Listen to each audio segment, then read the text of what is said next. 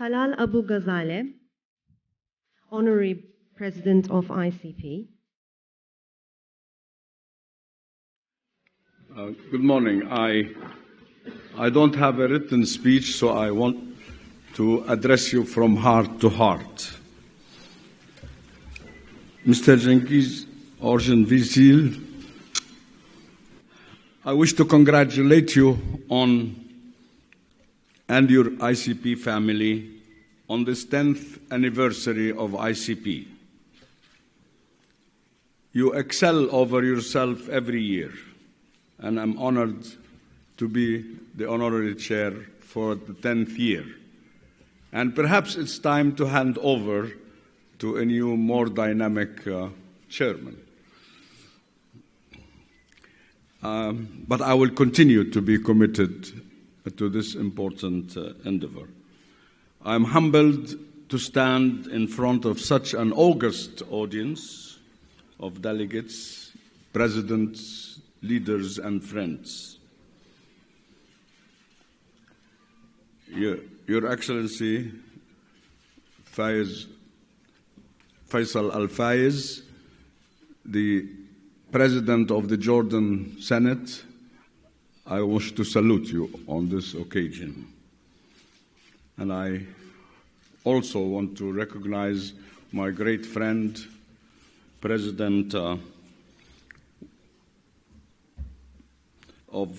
Germany, the previous President of Germany, and His Excellency Christian Wolff. Distinguished delegates, you are all of you are more knowledgeable than me and senior to me.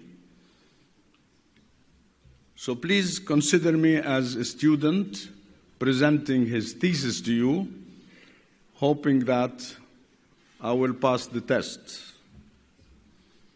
My presentation is in 15 points in 15 minutes about a world, an orderless world in turmoil.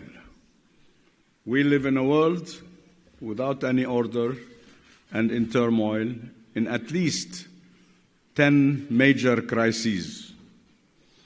Number one, this world is taking us from trade liberalization to trade protectionism.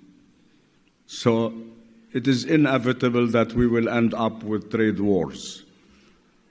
We are moving from our world to my country, and every leader now, because of this trend by some major countries, is saying, my country first.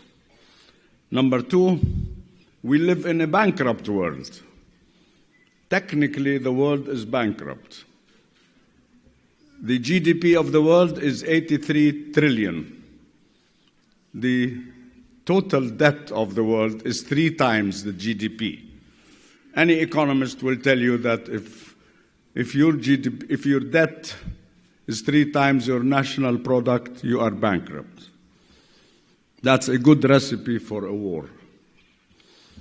We are moving from a world under disciplines, including the Bretton Woods agreements, which were forged after World War II, World Bank, IMF, and particularly the World Trade Organization, to make them paralyzed. There is literal paralysis in the World Trade Organization. I can say that because I served on the board of WTO of experts, and the principles of WTO were national treatment, which means every country has to treat the products and services of every other country as national products, equal treatment. There is a struggle between the superpowers over leadership of the innovation world. We live in the 4th industrial revolution, and the future is all about innovation. And the 2 major powers, the US and China, are fighting over rights, intellectual property rights. And in my opinion, this is the most serious dispute between the two global powers. And as the president of the largest intellectual property company in the world, I can tell you that this dispute is dynamite.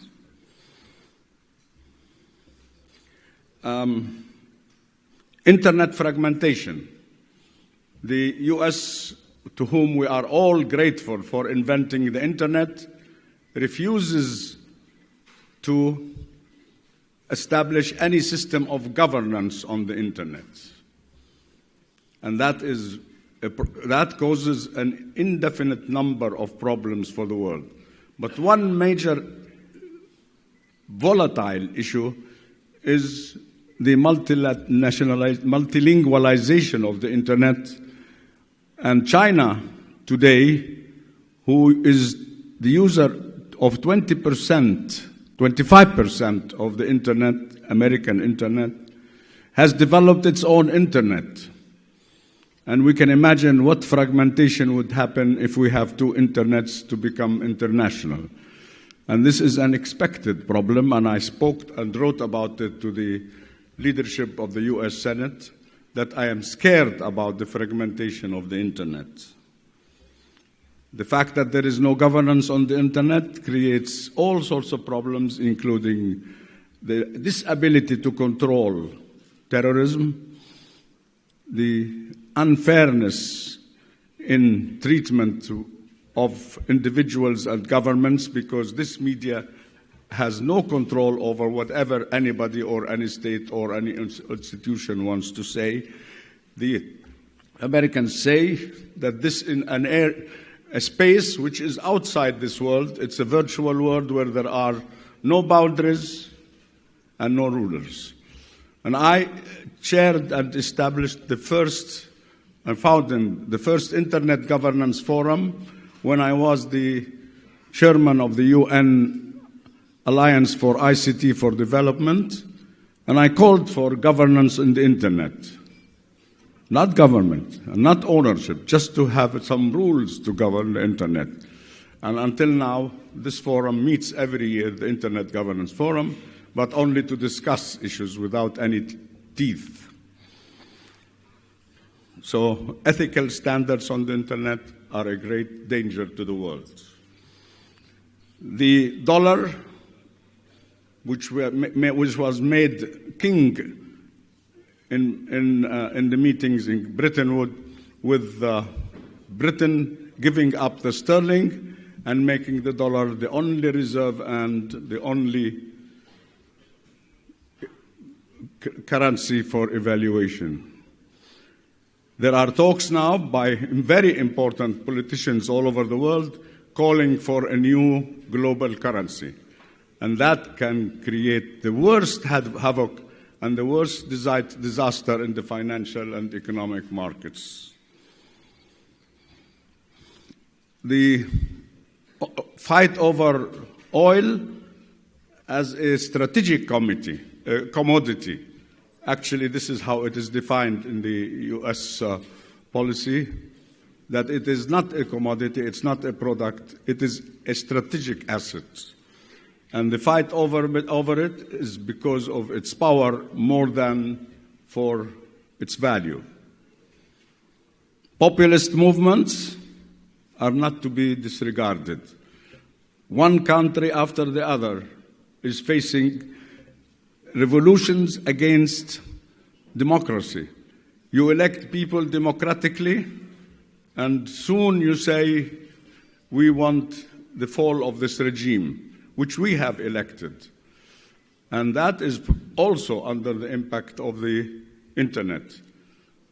The internet creators say that the internet is the only area or space where we have full democracy, where a president is equal in his power and in his presence on the internet as any other individual. There is a fight that will soon become very visible between humans and robots, and this is not to be disregarded. There is a research team at Cambridge University called Terminator, trying to develop policies against allowing robots to control the world and us be servants of the robots.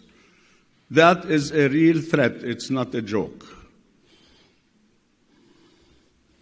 Climate change in 10 years is estimated to be a great disaster for humanity and for the world, for everything in the world. And the superpowers refuse to sit around the table to really take measures which are easy. If you use artificial intelligence, you can have solutions in no time, but it takes consensus between the global powers of this world. Artificial intelligence will change everything in this world, not just things, machines, computers, us. It will change our capability, and we will end up with two categories of human beings. Those who are inferior because they did not have the chance to benefit from the enabling power of artificial intelligence, and those who are superior race, physically, mentally, and in every way.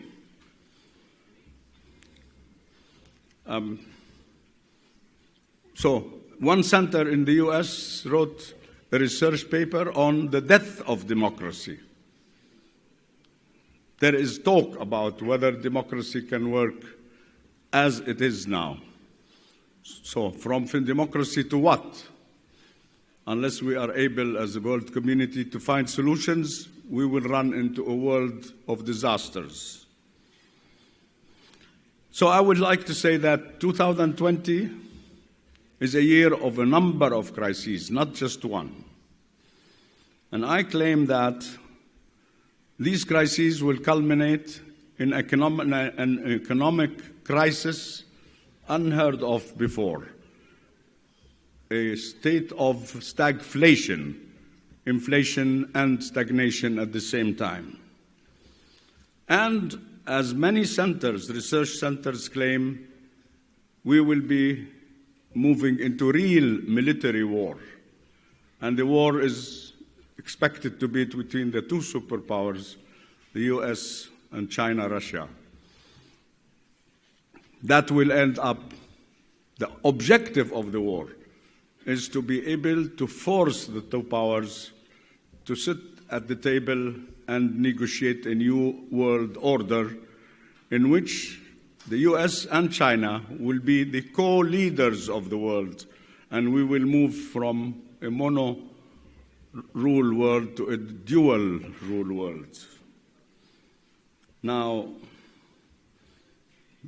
but that's all good news, because after wars and crises, good things come.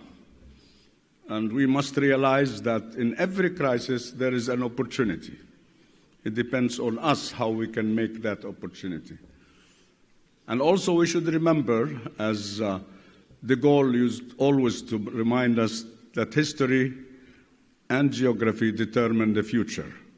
Think of Europe, where the Marshall Plan came after the destruction and helped the US and Europe to become prosperous, and we started with the Renaissance. So I claim, and this is my closing statement, that after this year of disasters, we will start a new world order, we will start to live under a new world order, and a new Renaissance under a new global Marshall Plan-like. I don't claim that I own any truth. I am only a student who studies, summarizes, and makes conclusions. But I stand to be corrected, and thank you for tolerating me.